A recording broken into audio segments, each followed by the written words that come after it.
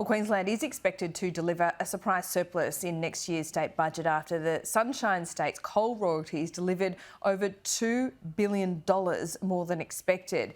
In all of this is that Energy Ministers meeting today and the conundrum of how to bring down energy prices and not completely stuff the market. Joining me live is the CEO of the Australian Industry Group, Ines Willox. Ines, it is complicated.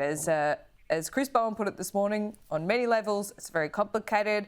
On another level, it's quite simple because energy prices do need to come down. What do you hope and what do you think is going to come out of this meeting today? Morning, Laura. Well, the first thing is that we're probably at the last chance saloon here when it comes to energy prices and energy costs for Australian business. And just think of it this way, households feel it every quarter as they see their energy bills go up. Businesses have it done in a different way. They're on longer term contracts or they're operating on spot markets. And as those contracts come to an end, they then feel the pain. And you know, what started as a deep and narrow problem is now getting deeper and wider for the business community. So, you know, business and industry want to see action out of this meeting today and out of the meeting of the National Cabinet tomorrow to lock that away. There is no simple solution here. I think you just touched on it. Every solution has consequences, has bad consequences.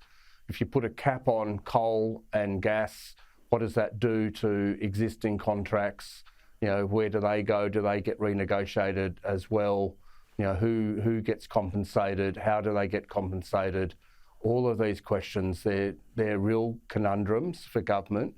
But this has been a problem a very long time coming. We've seen it coming for years, and it has really now hit like a steam train upon households and industry, and governments need to act. It will not be cheap. We all know that. It'll be very expensive. But the flip side of that, if there's inaction, it will mean that businesses will undoubtedly go to the wall and households will feel enormous pain for years to come. So the moment is now. No great options, but they have to act. Yeah, OK, so the status quo doesn't work. Either the taxpayer is going to foot the bill massively here or state budgets are going to take a really big hit. What is the least worst option in your view, Ines?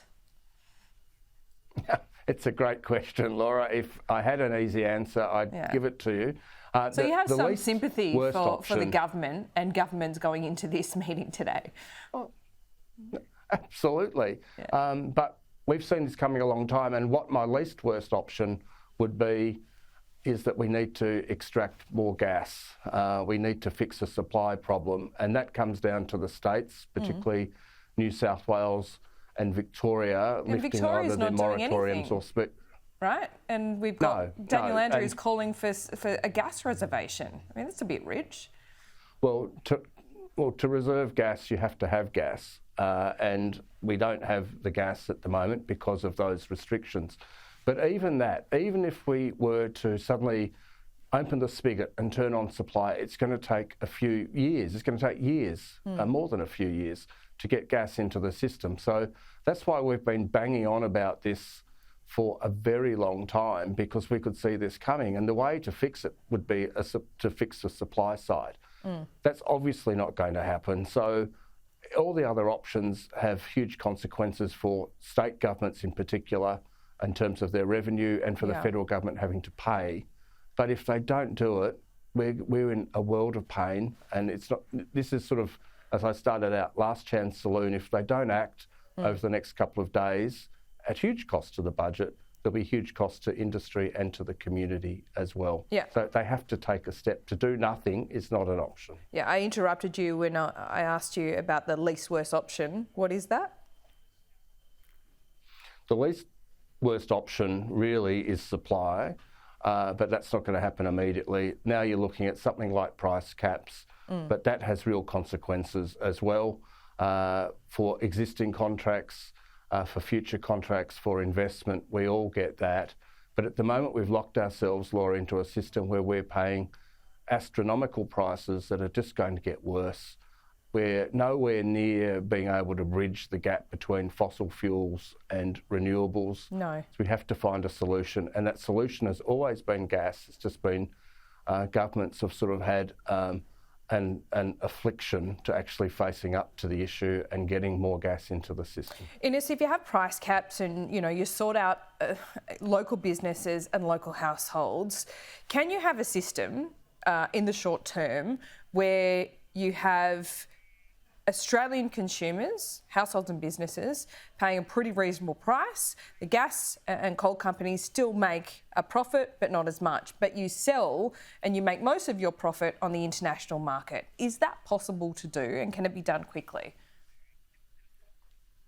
Well, we think it can, and part of the argument, the pushback from gas producers has been that, well, we have to compete on the international market, we get international prices, and if you don't allow us to get international prices here, we won't bother to go out and do the exploration if we're given the opportunity to do it, to open new gas fields.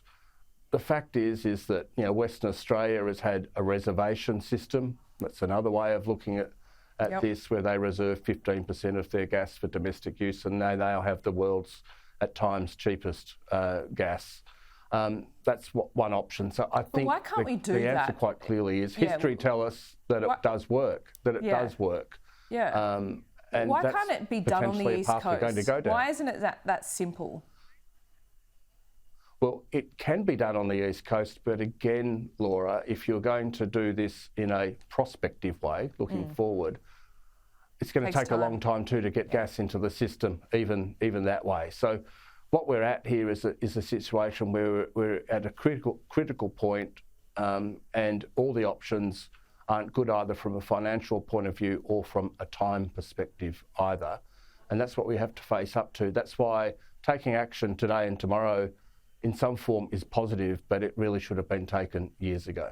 Yep, I think you're right on that. Ines, lots to discuss over the next couple of weeks. This won't be the last conversation we have about that. So thank you for your time. We'll see you soon. Take care. Thanks, Laura.